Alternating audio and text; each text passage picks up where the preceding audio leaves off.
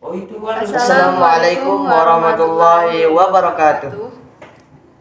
Kami dari kelompok 1, saya Dini Irmayani, Saya Ahmad Sapudin, akan mempresentasikan sumber ajaran Aswaja An-Nadliyah.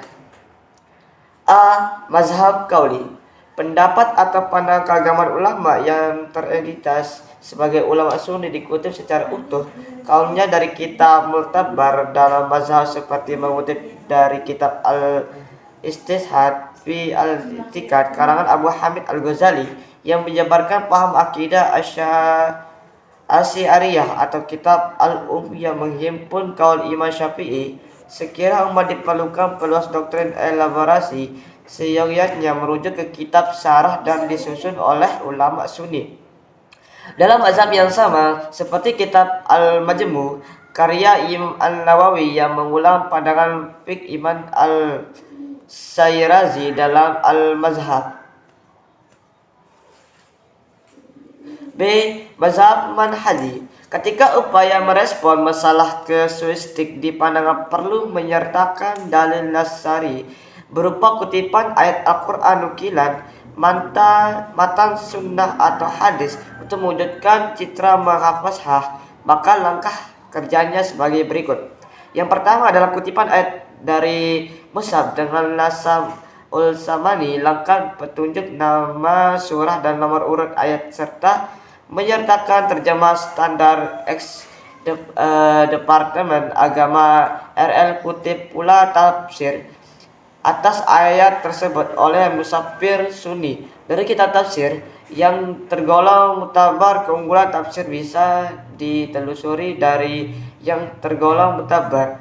Keunggulan tafsir bisa ditelusuri dari sumber dan media yang dipembentuk serta penerapan kaidah istihbah dan nas ungkapnya Al-Quran. Kedua, penukilan mantan sunnah hadis harus berasal dari kitab Ushaltul Hadis, kitab hadis standar. Berikut menyantumkan narasumber Nabi dan Rasulullah SAW serta nama periwayat atau nama mukharij kolektor. Yang ketiga adalah pengutipan ijma. Perlu memisahkan kategori ijma sahabi yang diakui tertinggi mutu kehujjahnya dari ijma mujahidin. C. Pengembangan asas ijtihad mazhabi pada tatanan aplikasi hukum Tatbiq al-Syariah terkait proses penyusunan RUU. Pilihan jatuh pada kreasi pengembangan asas-asas ijtihad yang dikenal luas pada ajaran ulama sunni, misalnya umumu al-batawa, kaul syahabi, kaul tabi'i, dan lain sebagainya. Operasionalisasi asas-asas ijtihad tersebut perlu didukung dengan kearifan mengenali bobot masalah ijtihad, terutama frame masalah, konteks dengan kepentingan individu atau kebijakan publik, dampak pada sektor akidah dan girah diniyah.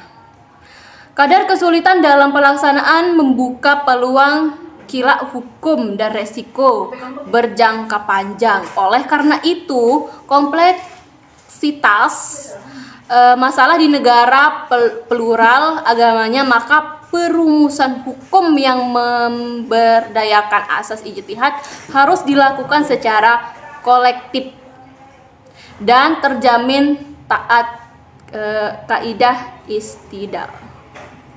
Baik, kesimpulannya adalah prosedur perumusan hukum dan ajaran Ahlussunnah wal Jamaah dalam tradisi Jamiah Nahdlatul Ulama umat bergantung pada pola pemecahan masalahnya antara pola manudiniyah tematik atau terapan kanuniali dan ungliyah kasuistik. Pola ma'udhuiyah pendeskripsian masalahnya berbentuk tasyawur lintas disiplin keilmuan empirik. Ketika rumusan hukum atau ajaran Islam dikaitkan dengan kepentingan terapan hukum positif RU atau Raperda, maka pendekatan masalahnya berintikan Tatbiq al-Syariah disesuaikan dengan kesadaran hukum kemajemukan bangsa Apabila langkah kerja terbatas merespon kejadian faktual waqi'iyali yang bersifat regional ke daerah atau insidental cukup menempuh penyelesaian metode takhayur elektif, yaitu memilih kutipan doktrin yang siap pakai instan. Baik, sekian presentasi dari kelompok 1. Saya Dini Mayani. Saya Ahmad Syafudin. Pamit undur diri. Assalamualaikum Assalamualaikum warahmatullahi wabarakatuh.